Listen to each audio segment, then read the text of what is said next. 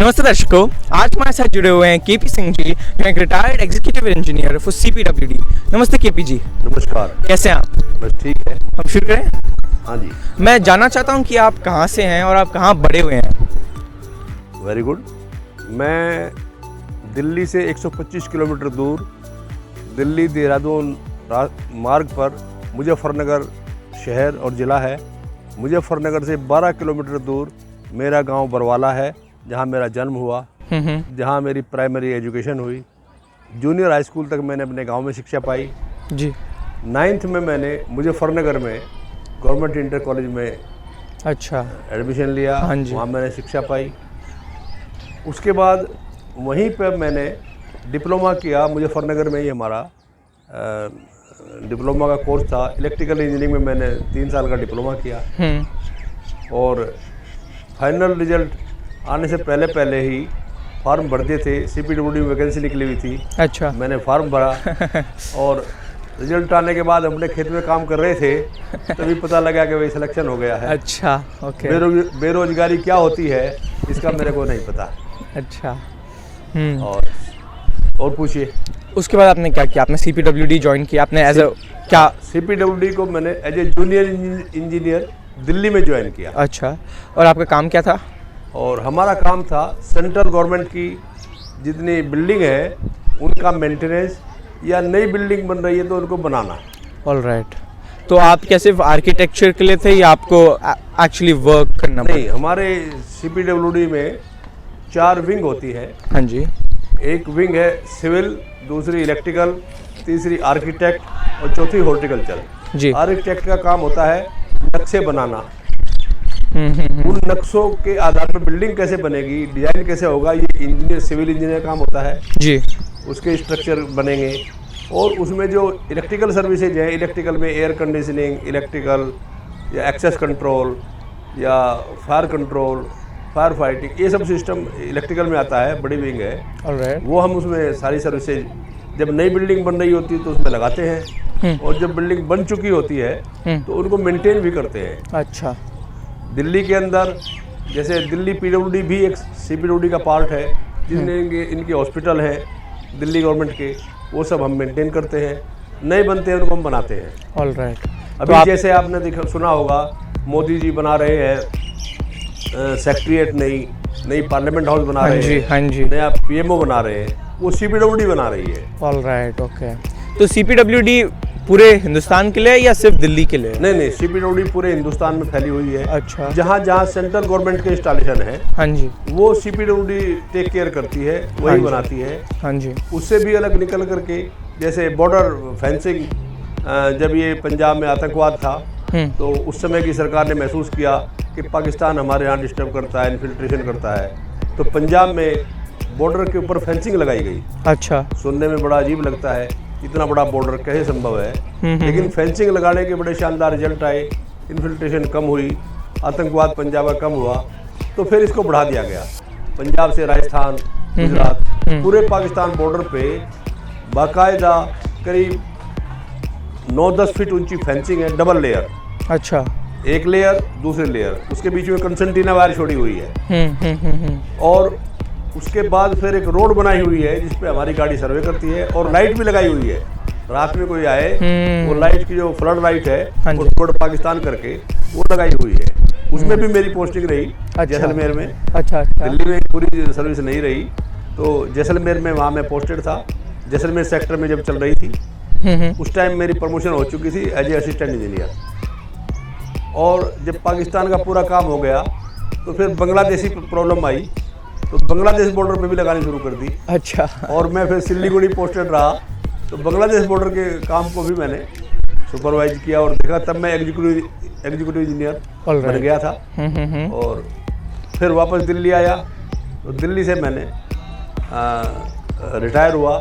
CPWD इसके साथ साथ एक और काम करती है कि हमारे स्टैंडर्ड्स हैं, कैसे बिल्डिंग बने, उसके क्या मानदंड हो, वो सीपीडब्ल्यूडी डिसाइड करती है। और वो पूरे भारत में लगभग सारे सेंट्रल गवर्नमेंट डिपार्टमेंट और कुछ स्टेट गवर्नमेंट डिपार्टमेंट भी उनको फॉलो करते हैं। अच्छा। वो उनको एक मास्टर पीस या मास्टर गाइड लेकर के चलते हैं। उनके फ्रेम का काम, उनके मॉडिफिकेशन का काम, उनके स्टैंडर्डाइजेशन का काम, रेगुलर अपडेट वो CPWD करती है। उसकी बाकायदा एक विंग है हमारी निर्माण भवन में। उसमें भी मेरे को काम करने का मौका मिला। अच्छा। जो स्टैंडर्डाइजेशन की यूनिट है हमारे, स्टैंडर्ड्स एंड स्पेसिफिकेशन बोलते हैं उसको। अब आप रिटायर्ड हैं? हाँ। तो क्या करते हैं आजकल? रिटायर्ड है तो बड़ी मंशा थी मेरी, मैं लोगों से इंटरव्यू भी लेता था जो रिटायर हो रहे होते थे, क्या करोगे। हाँ। तो आमतौर पे मेरे को ज़्यादातर लोग कहते थे अभी तो पता नहीं है। जिसको 20 दिन भी रिटायरमेंट के रह गए वो भी कहता मेरे को प्लानिंग अभी है नहीं। पर मैं रिटायर्ड से 10 साल पहले से प्लान किया हुआ था कि मैं कोई पैसे कमाने का काम नहीं करूँगा। ये फर्स्ट लाइन थी। अब सोशल सर्विस की जाएगी। सोशल सर्विस क्या करेंगे, ये बड़ा कठिन काम था, क्योंकि सोशल सर्विस करने वाले बहुत हैं, देने वाले बहुत हैं, लेने वाले नहीं हैं। हाँ, लेने वाले की समस्या है। फिर भी मैंने फील्ड चुना, स्कूल जो मेरा डिस्ट्रिक्ट है, जहाँ से मैं पैदा हुआ, जहाँ मैं एजुकेशन पाई, कि वहाँ मैं कुछ पे बैक करूँ। तो वहाँ के आसपास के स्कूलों में जा कर के और बच्चों से इंटरेक्शन करना और उनको अपनी तरफ से गाइड करना कि कैसे वो जीवन में आगे बढ़े। मेरे को तब भी लगता था जब मैं पढ़ता था कि बच्चों के पास कोई विजन नहीं था। जो मेरे साथी थे, तुम पढ़ाई कर रहे हो, क्या करना चाहते हो, कुछ पता नहीं था, बस क्लास एक के बाद एक करते जा रहे हैं। वो एक बड़ा कारण था।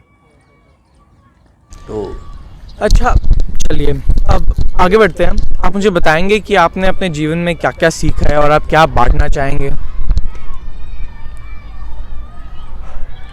सुनने में अजीब लगता है क्योंकि वातावरण एकदम बड़ा हो गया था, ये भ्रष्ट कह लो।